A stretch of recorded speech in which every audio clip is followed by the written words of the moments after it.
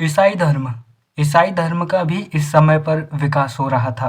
करीब 2000 साल पहले पश्चिमी एशिया में ईसाई धर्म का उदय हुआ।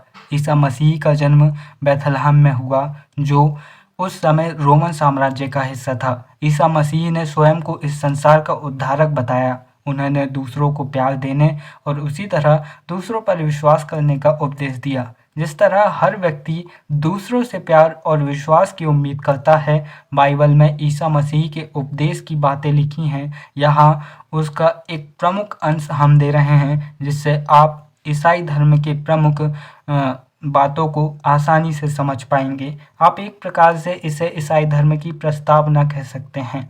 धन्य हैं वे लोग जो धर्म और न्याय के लिए भूखे प्यासे रहते हैं, उनकी कामनाएं पूरी होंगी। जो दयालु है वे धन्य हैं, क्योंकि उन्हें दया मिलेगी।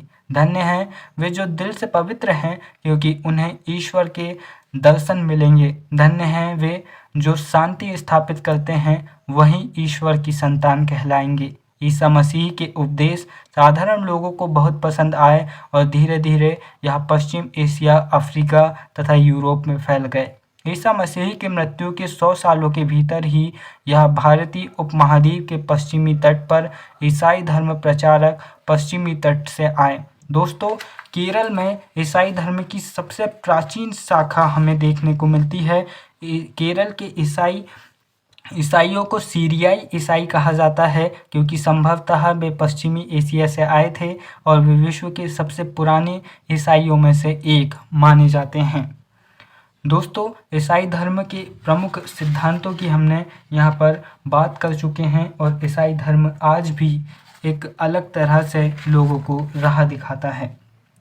हम उपयोगी शब्दों की बात करें तो व्यापारी, मुमदेदार, रास्ता या मार्ग, रेशम, कुषाण, महायान, बोधिसत्व, थेरवाद, तीर्थयात्री, भक्ति, ये प्रमुख शब्द हैं जिनका उपयोग इस अध्याय में हुआ है और इनके अर्थ भी हमने बताए हैं। थेरवाद जो था बौद्ध धर्म से ही निकला एक नया धर्म रहा। कुछ महत्वपूर्ण तिथियों की बात करें तो रेशम बनाने की खोज लगभग 7000 साल पहले चीन में हुई थी और चोल चेर पांडे लगभग 2300 साल पहले रहे और इन्हें मुमदेदार कहा जाता था, यानी कि 3 मुखिया कहा जाता था। रोमन साम्राज्य में रेशम की बढ़ती मांग लगभग 2000 साल पहले हुई और रेशम जिसका आविष्कार चीन में हुआ था और रोमन साम्राज्य में यहाँ बढ़ने लगा। कुषाण वंश का शासक कनिष्क था, वह लगभग 1900 साल पहले शासन किया और कनिष्क ही था जिसने सिल्क रूट को भारतीयों के लिए प्रारंभ किया था। सिल्क रूट पर इसने कब्जा किया था और कुषाण वंश के ही शासकों ने भारत में पहली बार सोने के सिक्के चलाए थे। फासियन का भारत में आगमन लगभग 1600 साल पहले।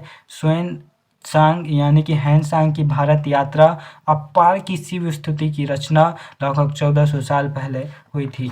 दोस्तों, इस तरह से इस अध्याय को हम समाप्त कर रहे हैं। उम्मीद है आप सभी को यह अध्याय पसंद आया होगा।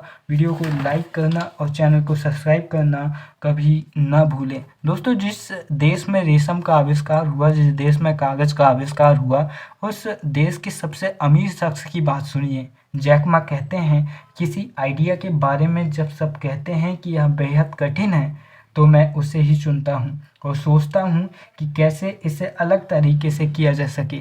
काम तो सभी करते हैं, लेकिन अलग तरीके से जो करता है वही जाना जाता है। फिर मिलेंगे। जय हिंद।